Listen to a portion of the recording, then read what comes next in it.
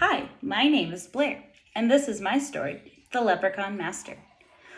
Once upon a time, just on the other side of the rainbow, there were leprechaun villages, and the capital of the leprechaun villages was Ulak.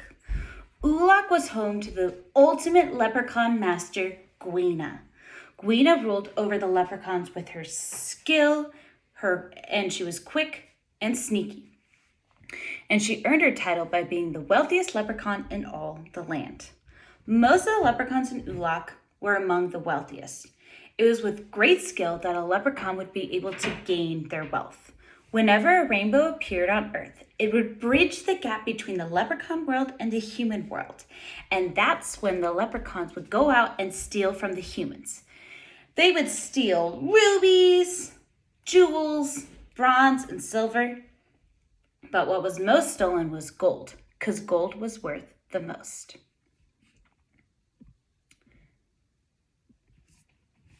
There was some catches, however, to stealing from the humans.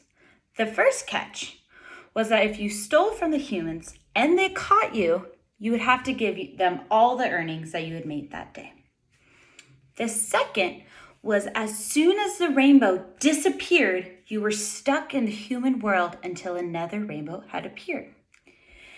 Every year on September 17th, the Leprechaun Master would hold a class for all the up-and-coming young leprechauns. This class would teach the leprechauns on how to become a real leprechaun. They would learn stealth, agility, being able to tell the difference between fake and real goods. And they would learn how to not get caught by humans and what to do if they were stuck in the human world. And then this was a 6-month course. So on the March 17th, which is St. Patrick's Day, the graduates of this class would go out and be able to go in the human world for 12 hours. Because on St. Patrick's Day, the human world, the bridge to the human world is open without a rainbow, but it's only open for 12 hours. And so the new leprechauns would test their skills. This class is given by the Leprechaun Master, and it used to be free to all the leprechauns in the land. But when Gwena took power, she decided to make it 3 gold coins per leprechaun. Even though it was unfair, she decided that she would keep that as the rule. You see, the leprechaun villages, the closest village to the rainbow was Ulak. And then there was Uphaven, and then there was Palma, and then there was Togo, and then there was Beckmal. And the closer you were to the rainbow, the wealthier you were, because you would have the most access, the quickest access to the human world. Well, even though her rule was unfair, Gwena thought there are no good leprechauns that come from Beckmal or Palma or Togo, any of those. And so she stood by her rule. And she thought that that was correct until she met one leprechaun from Beckmal, and her name was Merrily. Merrily was the middle child. She had an older brother and a younger sister. Her parents could only afford to send one of them to school, but Merrily had shown tremendous potential from an early age, and everyone told Merrily's parents that they need to send her to leprechaun school.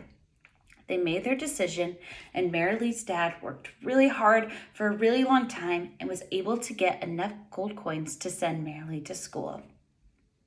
She was the first person from Beckmal to go to this school since they had instituted the 3 gold coins rule. Gwena was shocked at Merrily's talent from day one. She was quick and bright. She was honest. She did not believe that anyone from Beckmal could be such a natural. Gwena was wrong. Merrily rose quickly to the top of her class. Her classmates were confused. They too did not believe that anyone from any good leprechauns could come from Beckmal. Merrily loved learning. Her favorite subject was the humans. She thought the humans seemed really interesting and that they were a lot smarter than the other leprechauns had originally thought. Her love for the humans was turning out to be her biggest challenge. The more she learned, the more she loved, and the less she wanted to do her real job, which was steal from them. She had to keep those feelings to herself because she knew no one else would understand. After all, that's why she was in school, to learn how to steal from the humans. When asking Gwina about what she thought about from stealing from the humans, Gwina answered, well, if you steal a little bit from each human, they won't even miss it at all. But how would Gwina know? Had she ever asked a human? No, of course she didn't, because then she'd have to give all of her earnings up. It was graduation day. Marilee was at the top of her class, and excitement around St. Patrick's Day was buzzing. But Marilee could not shake this feeling of stealing from others was wrong. Everyone from Beckmore came to support Marilee, and her parents too. She knew she didn't want to let them down, and she decided to shake it off and get ready to go out. Every leprechaun does it, and maybe Gwina's right. If I steal a lot of little things from a ton of different humans, they won't even care. It was time. As the sun rose, Gwenna gathered the class together for the last time. Remember your training, kids. You will do great. And also remember, be back here before the 12th hour strikes, or the bridge to the human world will close. You will not be able to come back until a rainbow appears. The new graduates were excited, but mostly nervous. They were given a certain area based on which language they excelled best in school. Marilee and her classmate Xerxes were assigned to be partners at a place called San Francisco. Once they crossed the rainbow into San Francisco, they got to work, sneaking through the undergrounds and the caverns of homes. They helped each other grab items that were just out of reach. Xerxes had a really good eye and was able to tell what was real and fake from several feet away. Marilee was glad to have Xerxes as her first partner. He was one of the nicer leprechauns from Ulak, and he was really quick. Marilee and Xerxes were a great pair. They really worked well together. And Marilee didn't feel as bad from stealing from the humans until the 11th hour came. Marilee and Xerxes decided to go to one last place before they headed home. They didn't want to get caught up in the human world. They went into an apartment. It looked dark and empty. Jackpot! Xerxes yelled. He saw a golden medallion. It was the biggest item they'd seen all day. Are you sure, Xerxes? Marilee asked. That seems too big to take. Who cares? Xerxes remarked. Help me get up onto this dresser. Marilee gave him a boost, feeling uneasy about the whole situation. Got it! Let's go! Xerxes was climbing down when he dropped the medallion, and it made a ding, ding, ding, ding sound as it hit the tile floor. It was time for Marilee and Xerxes to escape. Quick, over there! The two jumped into a heating bed. Just then, they saw the human come into the room. That was close, Xerxes whispered. Shh! Marilee shushed. Come on, let's get out of here. Marilee motioned. Wait. I've never actually seen a human before. I kind of want to know what they look like. So Marilee stayed. And Xerxes was like, come on, Marilee, we gotta go. It's almost time. Just a second, Xerxes. Just then, a real human came through the door. A female human. She had long hair and beautiful golden skin. Amazing, Marilee said in disbelief. Okay, you saw the human, let's go. Marilee and Xerxes started their way out when Marilee heard an uneasy noise. It was a human. The human seemed frantic, looking around for what Marilee assumed to be the medallion.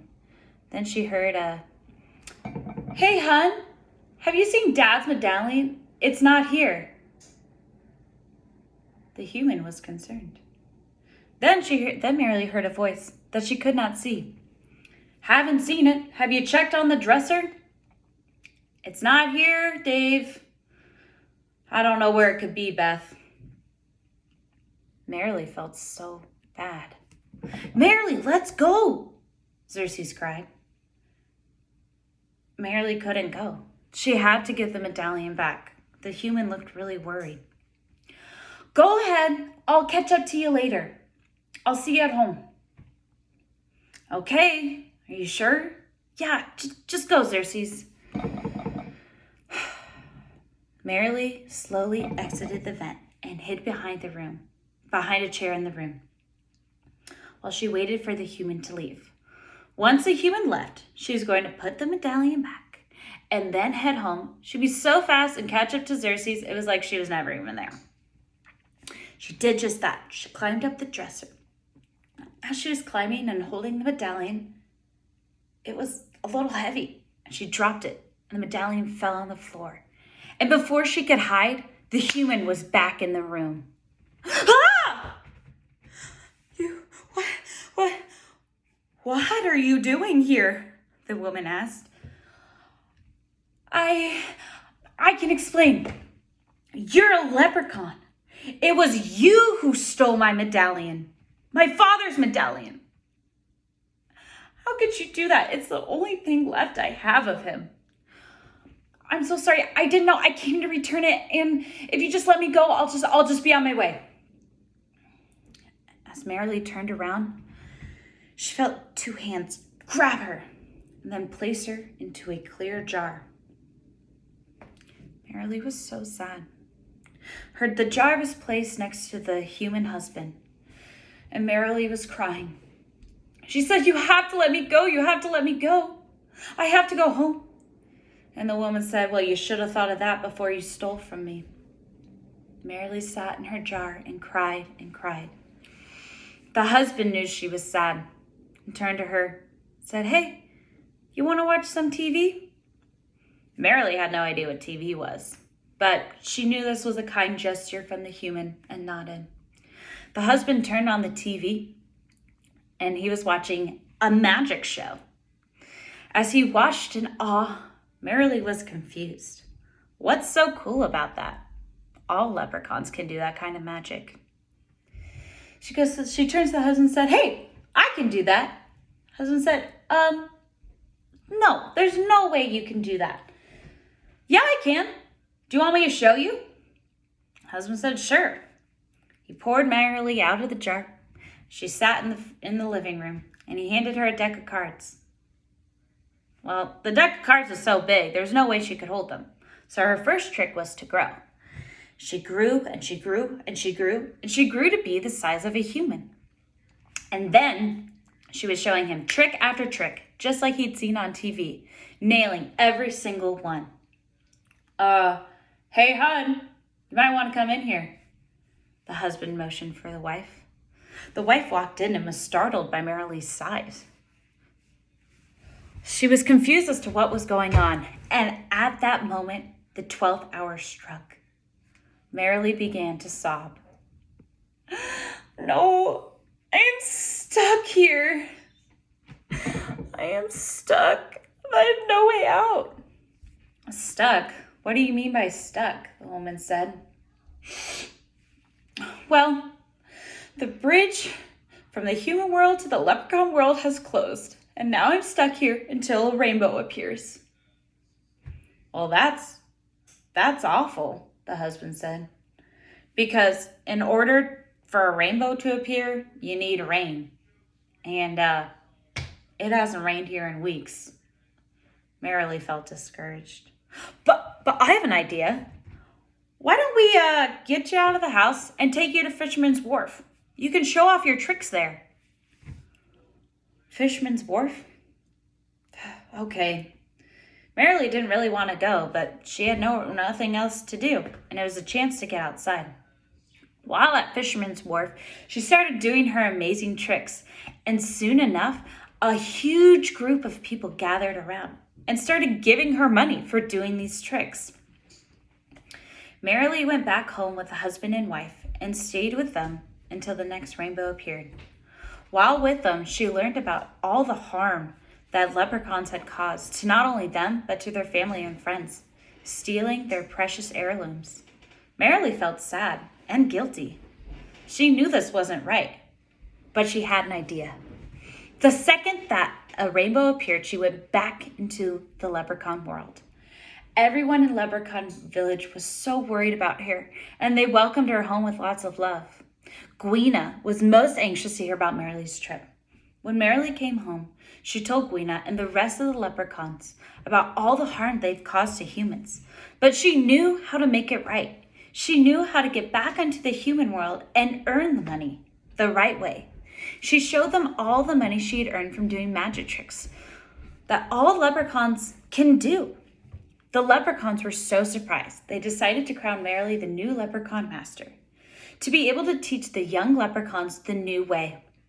Merrily was the most fair ruler the leprechauns had ever seen, and was able to bridge the leprechaun world with the human world, so that way leprechauns would not have to steal from humans ever again. She also made a train that would go from the furthest village to the rainbow, so all leprechauns had quick access when the rainbow bridge opened. Merrily ruled the leprechauns and stayed friends with the humans that she had met, and vowed to never steal again.